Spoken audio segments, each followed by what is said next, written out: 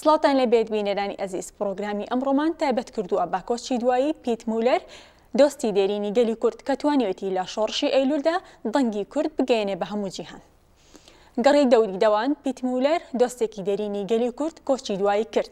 پیت مولەر بۆ یەکەم جار لە ساڵی 1973 لەگەڵ حەوت لە هاوڕەکانی بە پاسێکی بچووک لە هۆڵنداوە گەشتەکەیان بۆ ڕۆژهەڵاتی ناوەڕاست دەست پێ کردو لە حاجی ئۆمەران و گەڵاڵە و ناوچەکانی تری ژێردەسەڵاتی شۆڕشی ئەیلول تێکەڵی پێشمەرگە و خەڵکی کوردستان بوون و سەردانی سەرۆک مستەفا بارزانیان کرد.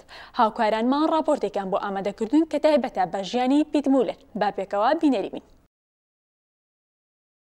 دۆستی دێرینی گەلی کورد پیت مولەر کۆچی دوایی کرد. ئەو پیاوە هۆڵندیەی بۆ یەکەم جار لە ساڵی 1973 لەگەڵ حەوت لە هاوڕێکانی بە پاسێکی بچووک لە هۆڵنداوە گەشتەکەیان بە ناوی لە دوا هەنگاوەکانی کیسنۆفۆن زەینەفۆن بەرە وڵاتانی کاردۆخیەکان دەست پێ کرد.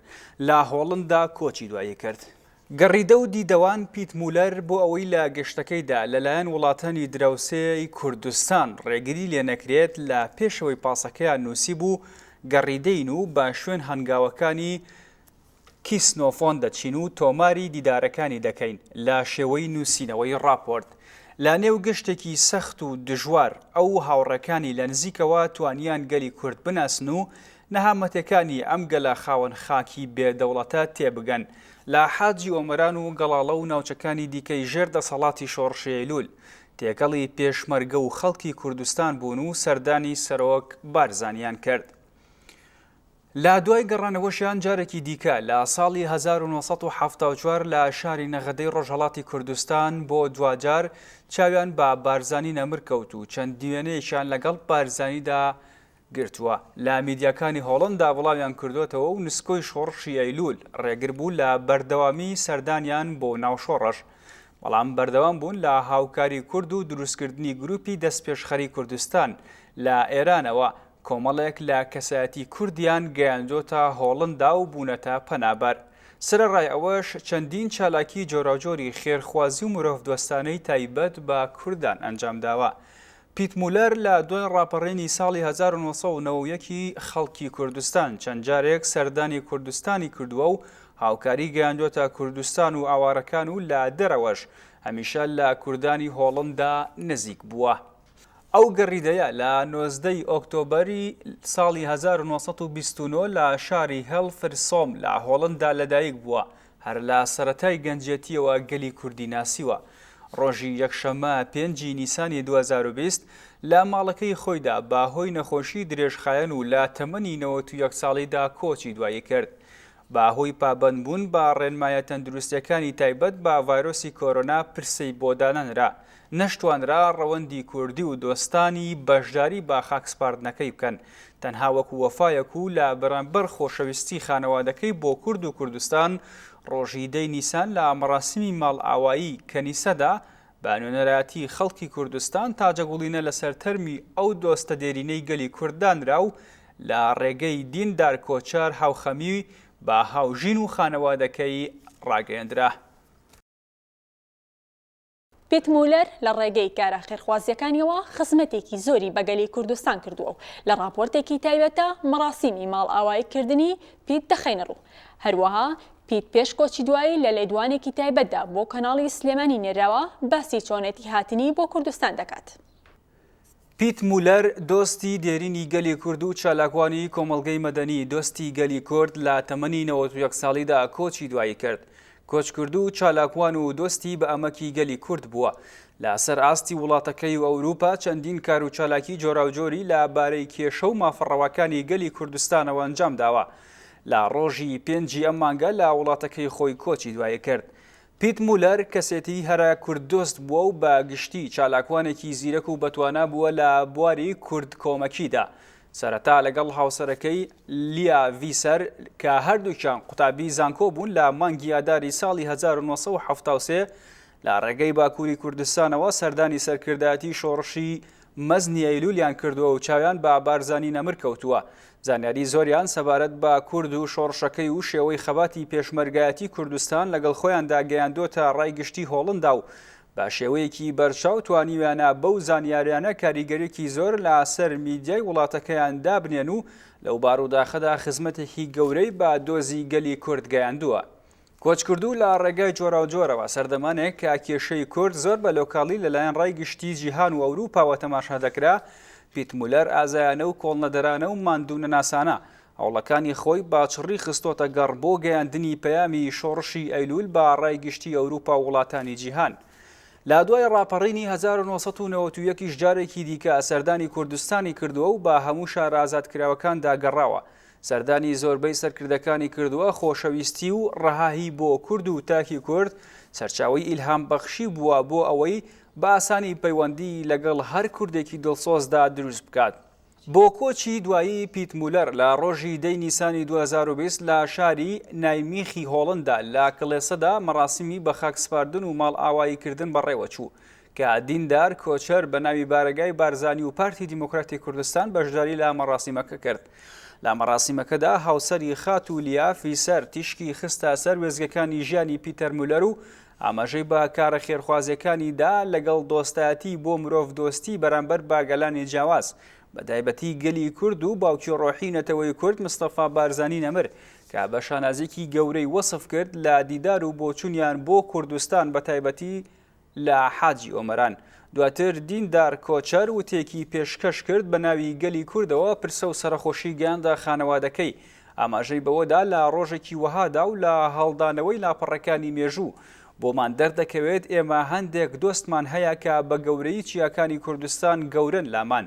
یەکێک لەو دۆستانە پیت مولەرە و هەموو هەوڵەکانی هەموو ئەو دۆستانەی کە دۆزی کوردیان کردە سەرمەشقی کارەکانیان.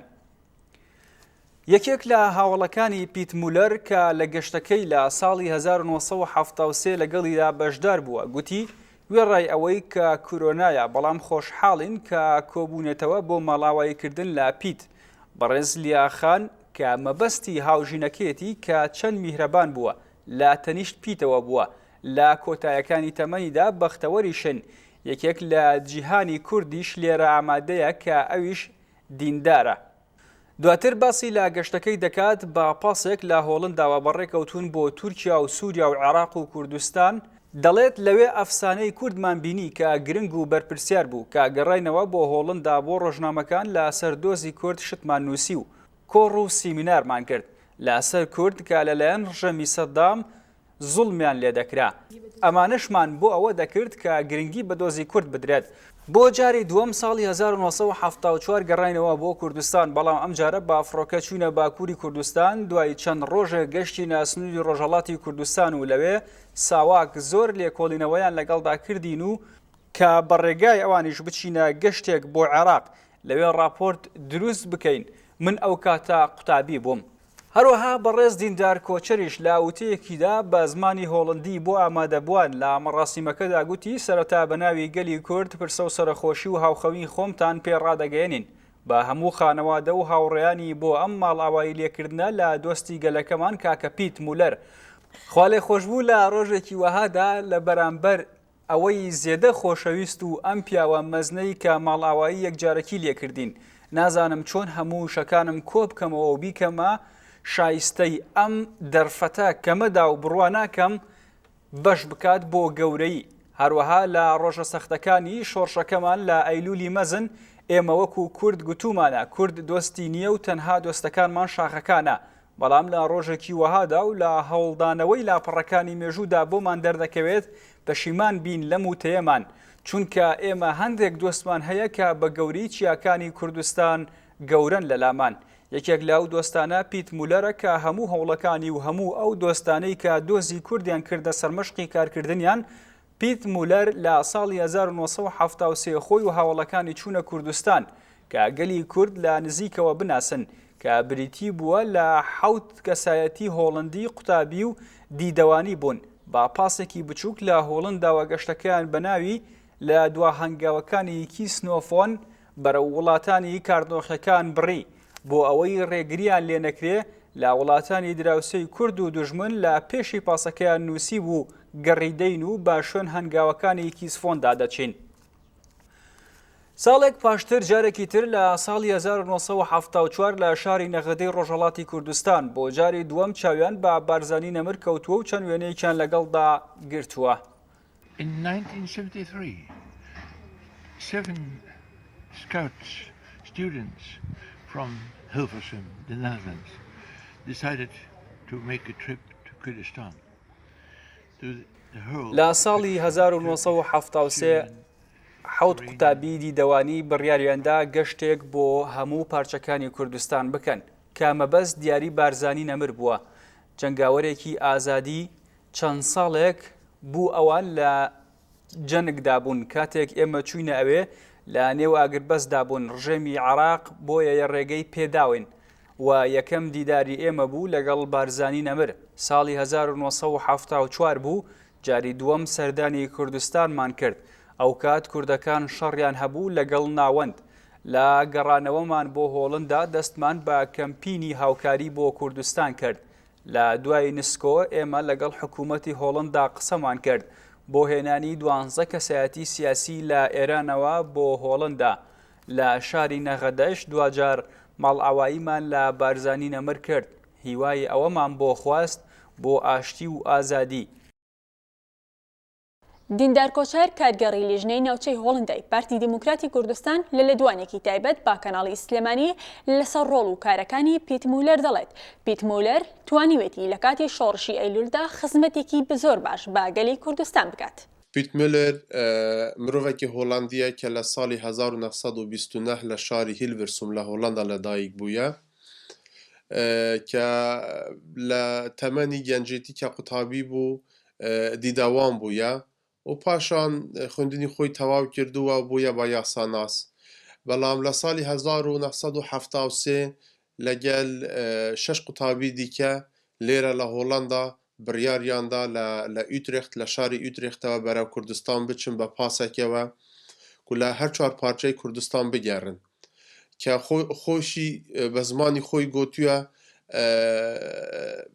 گەشتی ئارمانجی سەرەکەیان لە گەشتەکە ئەو بوو بە دیداری بارزانی نەمر شاد ببن. ئەوە بوو کە لە تەباخی ساڵی 1970 لە حاجی عومەران چاویان بە بارزانی نەمر دەکەوت و بۆشیان هەبوو بەشدار بن لە کۆمبوونەوەیەکی مەکتەبی سیاسی ئەو کاتە.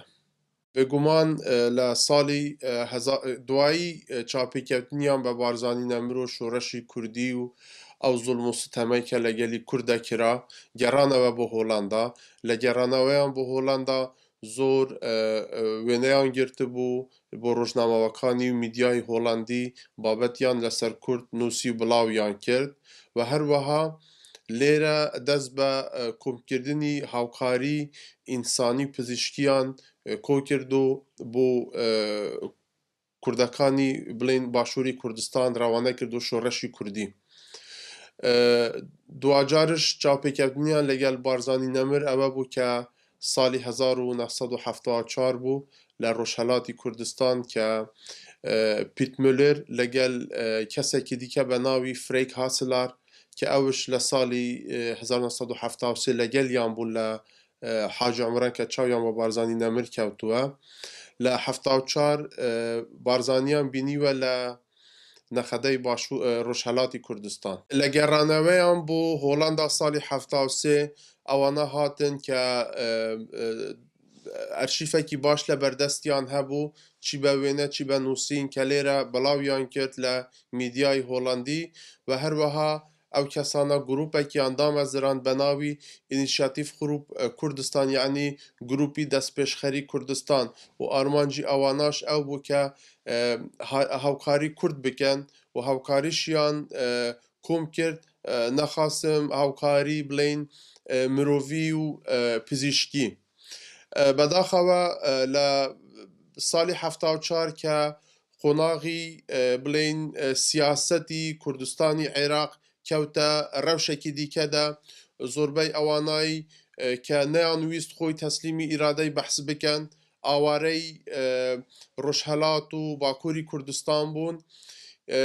اینجا ساڵی 74 پیت مولەر جارێکی تر لەگەل فرێک هاسلار بەرەو ڕۆژهەڵاتی کوردستان دەچن و لەوێش چاویان بە بارزانî nemir dekevit bo carî duwe. Duayê Rodanî nûskû beşoreşî Kurd awareyê Kurd berew Ewropa hatin ew pêm waya 12 kes bûn ke bo carî yekem mafî penaberiyan li welatî Hollanda wergirt ew kate Piet Müller rolekî sereke bînî bû bo wergirtinî mafî penaberî bû ewan li welatî Hollanda. Duatiriş çend grûpî dîke li 76 û ewana her hatin Hollanda Piet Müller li beberdewamî legel hevalekanî xwe ewanayî ke salê 73 serdaniyan Kurdistan kirdibû hawkarî ew Kurdanan dekird. Eger bêno ême temaşe bikin qonaxekî dîke ke peywîndiyekî baş navbênî Kurdan û Piet Müller de durist bû ew bû ke duayî enfalê reş kebeserî Kurd hat û herwehan koreke û serhildan ke zor li Kurdekan rûla henderan kirt berew Hollanda hatin her peywendiyekî baş legel Piet Müller û hevalanî hebû û çalak bûn li nav rewendî Kurdî de li welatî Hollanda. Xoşewîstî û dostayetî Piet Müller û xêzanekeyî xatûn Lia Fischer her berdewam bû ew bû ke salî 1991 û 92 geranewe bo Kurdistan bi destî pir re bo hawkarîkirdin xaseten bo binamalekanî şehîdekan li Duhok û Hewlêr û Silêmanî. Duacar salî 2008 serdaniyan bo Kurdistan kirduwe li layan hikûmetî Herêmî Kurdistanê ve hatûnete Kurdistan û çawiyan be çend berpirs û wezîr û kesatiyên bilindên Herêma Kurdistanê kevtûwe. Belê bedaxewe ew xeberekî nexweş bû belam êmaman dezanî ke Piet Müller ew maweyek bû nexweş bû. Çend rojek pêş êsta bi rêgayî peywendiyek legel Michail Heichner ême agedar kirt got Piet Müller bedaxewe li rêkewtî 5 Nîsanî 2020 koçî duayî kirduwe û paşan êmeş li layan xêzaniye ve hatin dawetkirdin bedaxewe ke êsta li ber baredoxî korona û ew peteke peyda bûye li hemû cîhan teziyekan û bilên ew rêwresmana jî sinûrdar in. Ême tenanet 18 kes li wê bejdar bûyn û li bejdarîş man zor keyfiyan hat ku bîniyan milletî Kurd ew li rojanî sext û dijwar de ew hawkarî ewana ke bo gelî Kurdiyan kirduwe li ber çavî ême ye ke li bîr man neçûwe. Xêzanekey û hindek hevalanî ewanayî ke li salî 1973 li gelî bûn li Kurdistan bûn Michail Heichner û Freek Haslariş amade bûn. Ême jî li ew yadeş de û tekman pêşkêş kir bi navî Kurd û pirsev serexweşîman pêyan gehand bi navî Baregahî Barzanî û Partî Demokratîk Kurdistan. هەروەها خەلیل سنجاری هاوڕێی پیت مولەر لە لێدوانێکی تایبەتدا بۆ کەناڵی سلێمانی باس لە کارەکانی مولەر و هەوڵەکانی بۆ ناساندنی دۆزی گەلی کورد بە جیهان دەکات. پێشەکی سڵاو بۆ بەڕێستان و بۆ هەموو بینەرانی تەلەڤیزیۆنی سلێمانی. پیت مولەر کەسایەتیەکی هۆڵەندی بوو، مرۆڤ دۆستی کورد بوو. ئەم مرۆڤ دۆستایە ساڵی 1972 دەستی پێ کرد. ئەو کاتە زۆربەی خەڵکی هۆڵەندی معلومات و زانیاریان لەسەر کوردستان نەبوو. پیت مولەر خۆی بە ناوی بارزانی بیستە بوو. فکرە بۆی درست بوو کە چۆن بچی سەردانی بارزانی بکی. ئەو کاتە لە حرەکەی کەشافەی هۆڵەندی ئیش دەکرد لە باژاری هەلڤەرسۆ. لەگەڵ هاوڕێیەکانی بەحسی ئەم مەسەلەیە کرد.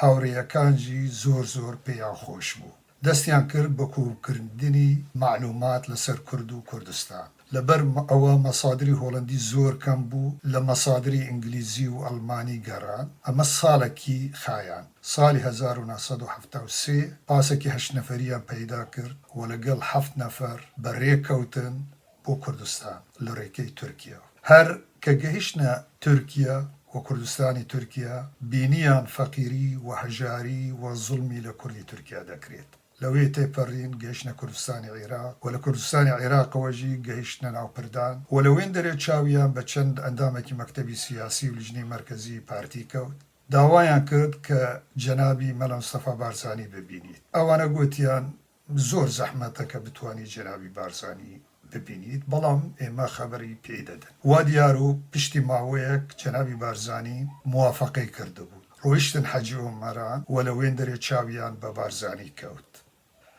زۆر پێیان خۆش بوو گوتی بینیمان قائیدێکی متەواضع سەرۆکێکی بەهەیبەت کە هاتە ژوورەوە بینیمان سەرۆکێکی ئەفسانە متەواضع خوددان شەخسیەت زۆر بەهەیبەت هەمومان تەماشای کرد چامان پێکەوە خوارد قسەمان پێکەوە کرد داوامان کرد کە وێنە پێکەوە بگرن وێنەی بارزانیمان کرد دوایە داوامان کرد کە مقابلەی لەگەلی بکەن و ئەگەر بکرێت ئەو مقابلەژی تەسجیل بکەن بەڵام گوتی مقابلەکە دەکرێت بەڵام ناوی تەسجیل بکرێت چونکو ئێمە تەجروبەیەکی خراپمان هەیە لە 29 سپتەمبەر ساڵی 1970 مەجموعەیەک خەڵک بە ناوی مەلا هاتن و خۆیان بە بەرزانیوە تەقاند لەبەر ئەوەی ئێمە مەجال نادن تەسجیل بکرێت لەبەر ئەسبابی ئەمنی پیت مولەر علاقاتێکی زۆر لە هۆڵەندا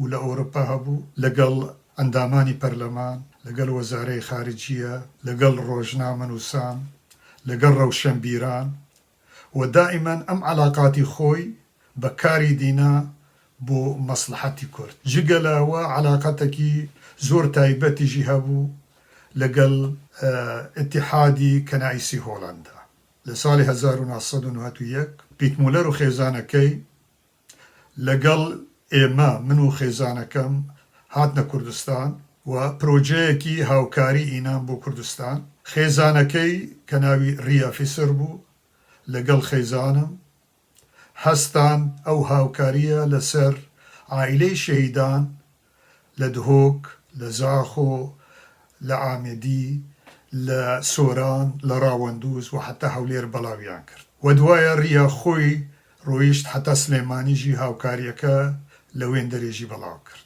پشتی گەڕانەوە هۆڵەندا لە هۆڵەندا بۆ دەستگای مێدیا ئەو معلوماتی کە لە کوردستان وەریان گرتبوو بەڵاویان کرد پیت مولەر راپۆرتێکی درستی کرد و ئەو راپۆرتە تەقدیمی هەندێک ئەندامانی پەرلەمانی هۆڵەندیژی کرد ساڵی 92 جارێکی تر هاتنە کوردستان و ئەم جارەژی هاوکاری لەگەڵ خۆی نابوون لە منەظەمەیەکی پێی دەگوتیت منەظەمەی برودلەکە دێلن کە منەظەمەیەکی بەلچیکی بوو لە ساڵی 2008 من اقتراحم بۆیان کرد گوتم بۆ ناینە کوردستان پشتی ئەو فترەیەکی ئەو هەندە دوور و درێژ وەرن تەماشا بکەن بزانە وەزعی کوردستان چەند گۆڕاوە دیموکراتی تا چه حەدی چەسپاوە فکرەکە پێیان زۆر باش بوو و داوەت لە حکوومەتی کوردستان بۆیان چوو و داوەتەکەیان قبول کرد و هاتنە کوردستان و سیارەیەک بە شوفێرەوە خزمانە خزمەتیاندا و بەشی پەیوەندیەکانی دەرەوەی پارتی دیموکراتی کوردستان دەستی پێکرد بۆ دروستکردنی مەواعید لەگەڵ هەموو وەزیرەکان لەگەڵ هەموو دەستگایەکان ویستیان وەزعی مەسیحیەکان بزانە وەزعی مەسیحیەکان چۆنە ویستیان وەزعی ئێزیدیەکان بزانە بیت تەسهیلاتمان بۆ کردن کە بچیت ئەو خەڵکە هەمووی ببینیت من خۆمجی لە زۆر ئەو دانیشتنانە لەگەڵیان بەشدار بوو دوایە داوا لە ئێمەیە کرد کە بچن سلێمانی منەظەمەی سیف ئۆف چیلدرن لەوێ ببینن و لەوێن دەرێژی بچین خانەقین و بالفعل ئێمە هاوکاریمان کردن من خۆم نەمتوانی لەگەڵیان بچم بەڵام هاوکاریمان کردن حتا ڕۆیشتن سلێمانی و کاری خۆیان کردن و کە گەڕانەوە لە سایدێکی پێڵێن بۆڵک بێئی یعنی بەلچیکە بەڵاویان کردن و خۆیانژی بەحسی ئەوە دەکەن ئەگەر ئێمە ئەو تەسهیلاتە بۆیان نەمان کردبە ڕەنگە نەتوانیبان لە زەرفی 2 هەفتە ئەو هەموو بەرنامەجە گەورە لە زاخۆ تا حتا خانەقین بتوانن ئەنجام بدەن. بەداخەوە خسارەتێکی زۆر گەورە بوو، مرۆڤ دۆستێکی کورد بوو، خزمەتێکی زۆر کردبوو، دەبی ئێمە وەکو کورد خزمەتی خەڵکی واقەت لە بیرمان نەچێت. دەبی ئێمە ڕێز و احترام بۆ خێزان و کەسوکاری ئەم شەخصیانە بکەن. سڵاو و درود بۆ گیانی پاکی پیت مولەر. ئەزیزان بەم شێوەیەش پرۆگرامی ئەمڕۆمان پێشکەشکردن کاتێکی خۆش.